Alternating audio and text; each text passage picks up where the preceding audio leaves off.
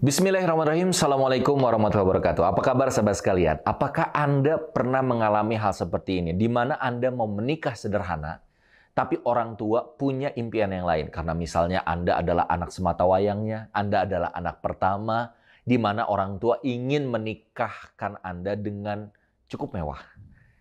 Tapi masalahnya juga kondisi keuangan orang tua Anda tidak sebanyak itu. Pun Anda juga tabungan menikah tidak sebanyak itu. Lalu akhirnya banyak yang tidak jadi menikah karena sang calon prianya juga tidak punya keuangan yang sebesar itu. Ada yang sampai memaksakan dengan hutang, ada yang memaksakan dengan banyak hal menjual apa-apa. Lalu bagaimana sih cara kita untuk mengatasinya? Penasaran? Jangan lupa like, komen, dan subscribe dulu. Kita akan bahas. Sahabat sekalian, untuk menyamakan frekuensi dan juga pemikiran antara diri kita dan orang tua itu nggak mudah, betul? Orang tua ingin membahagiakan anak. Anak pun ingin membahagiakan orang tua. Tapi cara berpikir orang tua dan anak beda. Apalagi anak zaman now. Di mana anak zaman now ini semuanya keep it simple. Yang penting tempatnya Instagramable. Yang penting ada foto videonya keren. Pakai background yang keren. Itu sudah cukup membuat dirinya bahagia di momen pernikahannya. Yang lain udah tinggal lihat aja di YouTube dah. Lihat aja di Instagram atau di Facebook gitu. Ya, bahkan invitation-nya juga kan semuanya serba simple. Kalau dulu undangannya harus disebar, saya aja dulu kayak gitu. Berapa ratus sebar sini, ribet kan gitu. Nah, ini semuanya serba simple dengan undangan online dan yang lain. Semua berubah.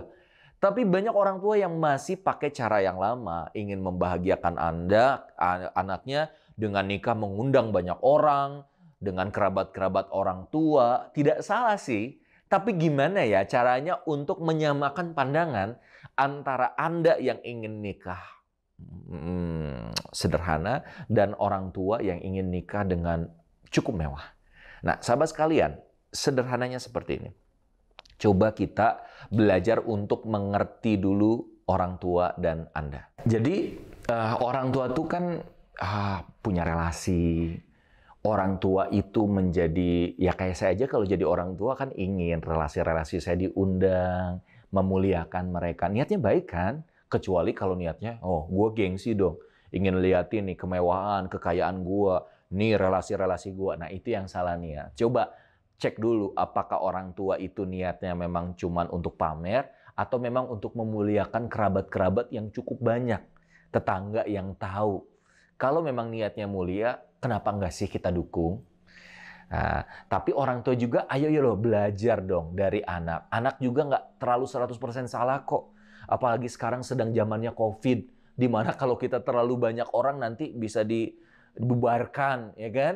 Di mana sekarang juga masih belum lah 100% seperti sebelum COVID, ya kan? Jadi kita juga harus belajar untuk social distancing gitu kan. Kalau semakin banyak ruangannya juga terlalu ada kesempatan untuk tersebarnya virus dan yang lain. So, menurut saya wahai orang tua, yuk belajarlah. Uangnya lebih baik kalau punya cukup banyak untuk bukan cuma sehari itu, tapi bisa jadi bekal untuk anak untuk bisa berkehidupan di ribuan hari setelahnya. Tinggalnya, ya kan? Atau kalau ngontrak atau rumahnya lebih baik juga bagus kalau sudah ada rumahnya kan. Nah, itu lebih bagus dan lebih manfaat ketimbang harus dihabiskan untuk satu hari, orang bertepuk tangan, orang bilang wah keren sekali, tapi setelah itu kan orang nggak udunan dengan hutang-hutangnya. Oh, udunan itu nggak bareng-bareng ngebantu Anda gitu ya untuk membayar hutang-hutang.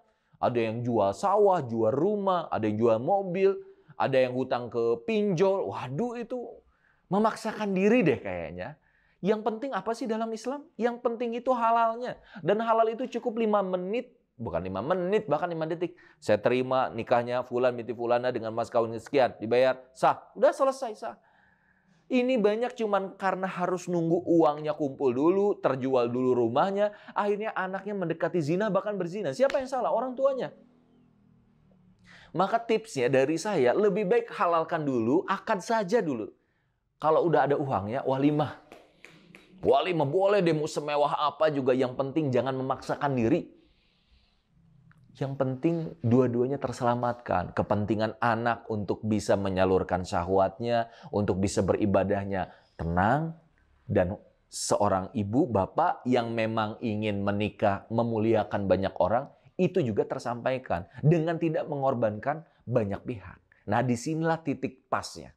Ya, tentu Anda calon suami, Anda juga harus memberikan bantuan kepada pernikahan yang nanti Anda akan lakukan. Anda juga harus memberikan mahar.